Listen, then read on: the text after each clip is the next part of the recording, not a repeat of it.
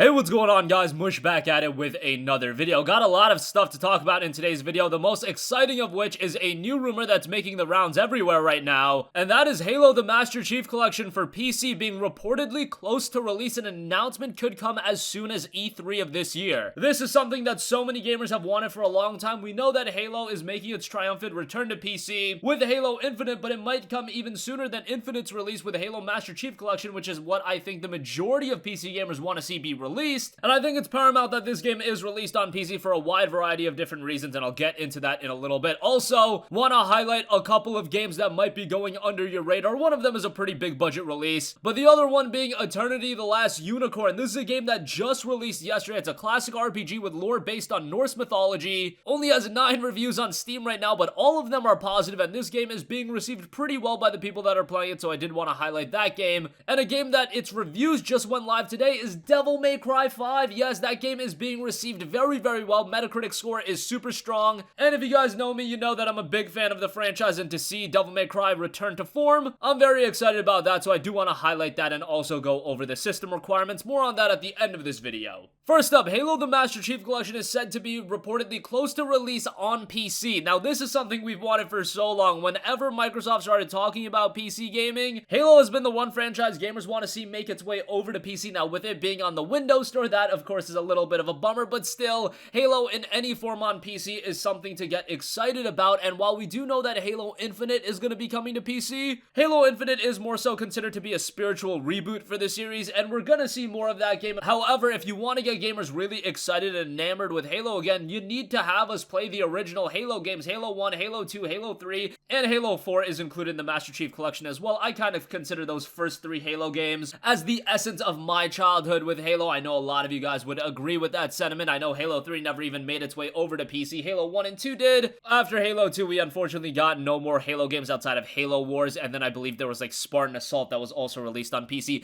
Meme Halo games, I mean, Halo Wars was an okay game, but we want those OG Halo games back. Now, the question is, as a Windows 10 store release, I really question how much longevity Halo MCC would have. Now, would this be a game that would actually get people to jump on over to the Windows 10 store? I don't really think Microsoft has had that marquee game release that has gotten a bulk of people to jump on over and start using the Windows 10 store as a legitimate platform. And they've released some big games. At point 2 of Forza Horizon 4. There's Gears of War 4, there's Crackdown 3, and best of all, you can access all of those games for just $1 a month at times, with Game Pass going on sale all the time. So they're really lowering the entry point into actually accessing the games. The only hurdle now is actually using the Windows 10 store. I guarantee you that if a Forza Horizon 4, a Gears of War 4, if those games came out on Steam, they would sell incredibly, incredibly well. However, I don't begrudge Microsoft for doing this because it is first-party games. It's different than Epic Games where they're just ripping out their wallet and they're like, alright, make this game exclusive to our platform for no reason. But Halo Master Chief Collection, of course, would resonate hugely with PC gamers. I just question the longevity of it being a Windows 10 store exclusive because this is a multiplayer-focused game.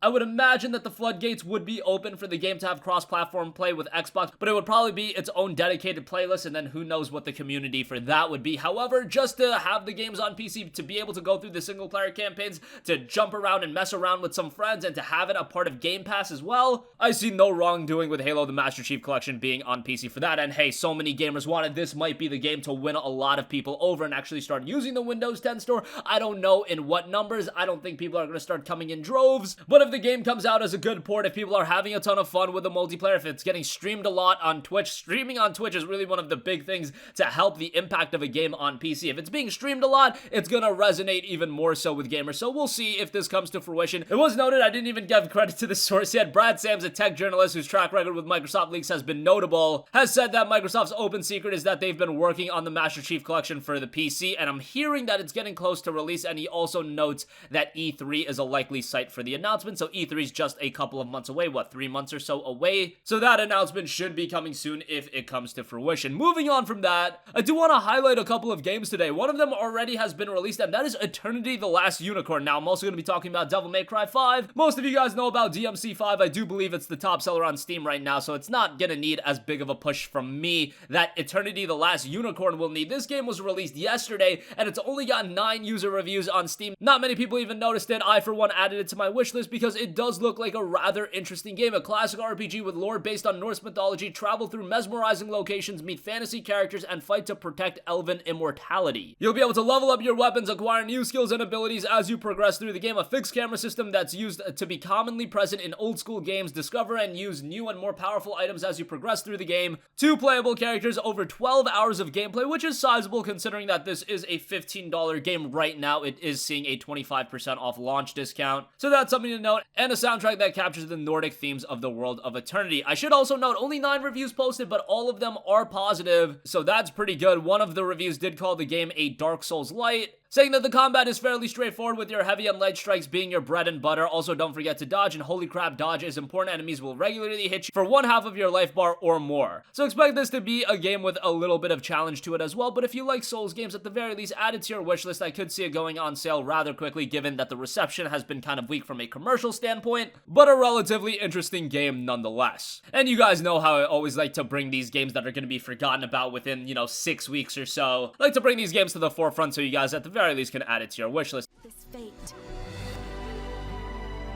According to the elderly scrolls, she would be the only one able to touch the unicorn and free him and the elves from the curse.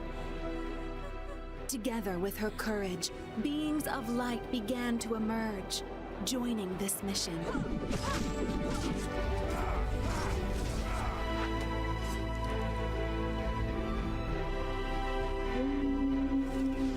That is how the pursuit of eternity began.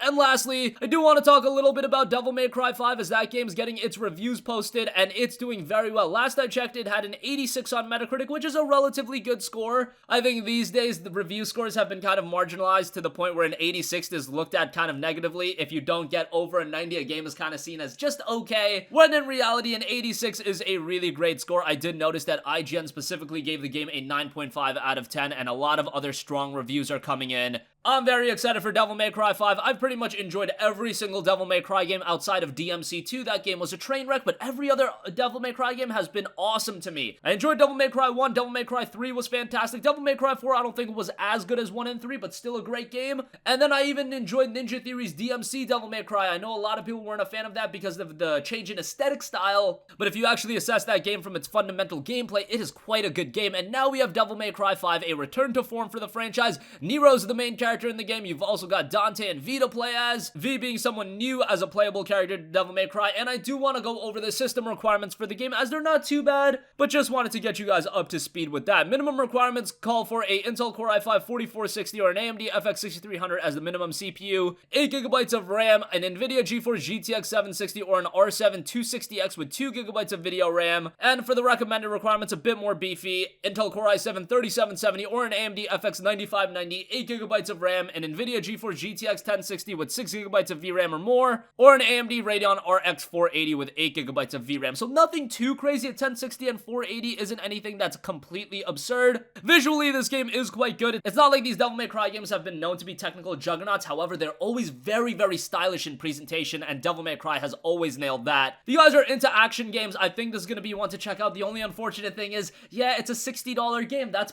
pricey for a game like Devil May Cry. This is a game that you're probably going to be able to complete in 10 to 15 hours. Is there going to be a lot of replay value? Probably not. There is a free piece of DLC that's coming out that looks rather cool. But outside of that, this is a game that you're going to play through once, maybe play through it a second time, and then it's going to lose a little bit of its luster. So for a $60 price point, it's just a hard sell for any game to be $60 these days when we have so many deals available, when we've got humble bundles throwing games down our throat, when we've got free games every week. $60 for a game is a hard sell. However, if you're a fan of Devil May Cry or you're a fan of high quality action games, sometimes it's more so quality over quantity. So you can buy a lot of great games for $60 and you can get multiple games, but you could also get one of the latest and most exciting games on the market in DMC 5. It will be out this Friday, March 8th. I'm very excited for it. I'll be checking it out. Let me know if you guys are too. And with the system requirements not being all too hefty, I think this is going to be up a lot of gamers' alley. So that's going to conclude this video. Again, the Halo Master Chief Collection for PC is reportedly close to release. We'll see how that pans out and if an announcement comes at E3. Eternity: The Last Unicorn is a game to add to your wishlist, and then also Devil May Cry 5 out this Friday. That game is shaping up to be really, really good. So that's going to conclude this video. Make sure to leave your requests for future videos in the comment section down below, and I will catch you guys in the next one. Peace out.